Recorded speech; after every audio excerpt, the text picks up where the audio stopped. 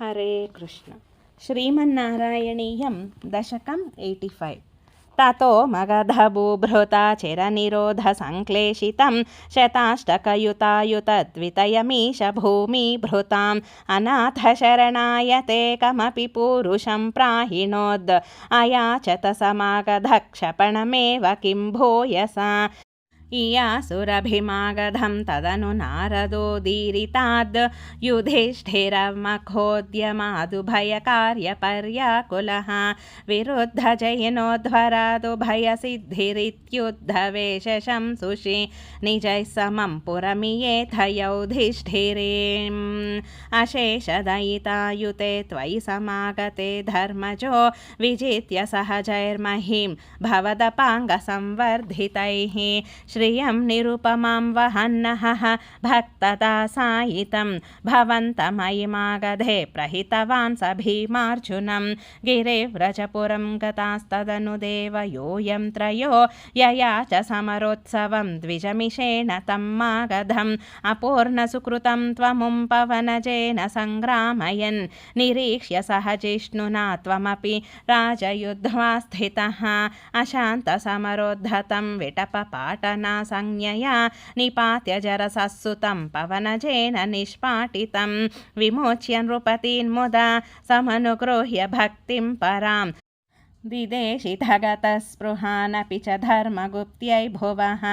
प्रचकृषि युधिष्ठिरे तदनु राजसूयाध्वरं प्रसन्नभृतकी भवत्सकलराजकव्याकुलं त्वमप्ययि जगत्पते द्विजपदावनेजातिकं चकर्थ किमु कथ्यते नृपवरस्य भाग्योन्नतिः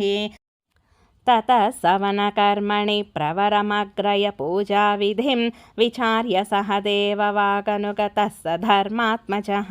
व्यधत्त भवते मुदा सदसि विश्वभूतात्मने तदा ससुरमानुषं भुवनमेव तृप्तिं दधौ ततः सपदि चेदिपो मुनिनृपेश तिष्ठत्स्वहो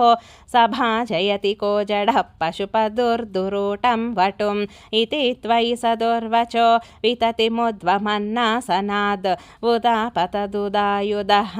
समपतन्नमुं पाण्डवाः निवार्य निजपक्षगानभिमुखस्य विद्वेषिणः त्वमेव जहृषे शिरोदनुजदारिणा स्वारिणा जनुस्त्रितया लब्धया सततचिन्तया शुद्धधीः त्वया स परमेकतामधृता योगिनां दुर्लभां ततः सुमहिते त्वया क्रतुवरे निरूढे जनो ययौ जयति धर्मजो जयति कृष्ण इत्यालपन् खलः स तु सुयोधनो दुतमनः सपत्नश्रिया